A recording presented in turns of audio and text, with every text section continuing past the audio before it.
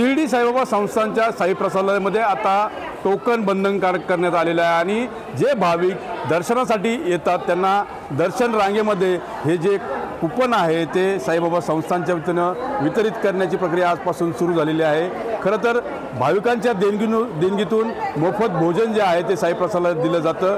त्यासाठी वर्षानुवर्ष भाविकांनी देणगी जी आहे ती दिलेली आहे आणि पुढील अनेक दिवस मोफत भोजन जे आहे ते भाविकांच्याच देणगीतून देण्यात येतं। त्यामुळे मोफत भोजन बंद करणं संस्थानला अडचणीचं ठरत असल्यामुळं त्यांनी आता ही नवीन कुपन सिस्टम जी आहे ती सुरू केलेली आहे।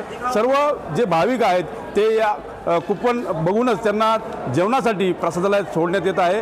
आत्ता आपण शिर्डी साई प्रसादालयाच्या परिसरामध्ये आहोत आणि जे साईबाबा संस्थानचे सुरक्षा रक्षक आहेत ते या पद्धतीने जे कुपन घेऊन येणारे भाविक आहेत त्यांच्याकडील कुपन चेक करतायत। ज्यांच्याकडे कुपन नाही त्यांना मात्र आता 50 रुपये शुल्क आकारण्यात येत आहेत आणि जे 12 वर्षाखालील लहान मुले असतील त्यांच्यासाठी 30 रुपये शुल्क जे आहेत ते आकारण्यात येतात। त्यांची जेवणाची व्यवस्था देखील वेगळी करण्यात आलेली आहे आणि साईबाबा संस्थाननं हा मोठा निर्णय जो आहे तो आजपासून लागू केलेला आहे।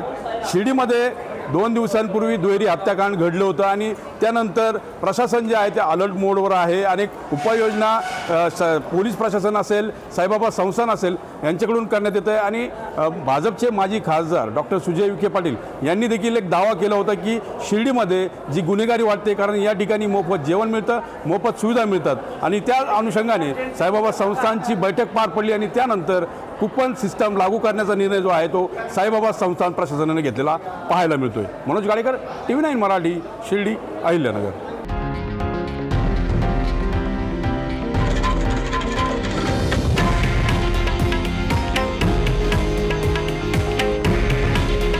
हे आहे देशातील नंबर 1 न्यूज नेटवर्क आणि आपण पाहत आहात TV9 मराठी। काळजी तुमची, हित महाराष्ट्राचं।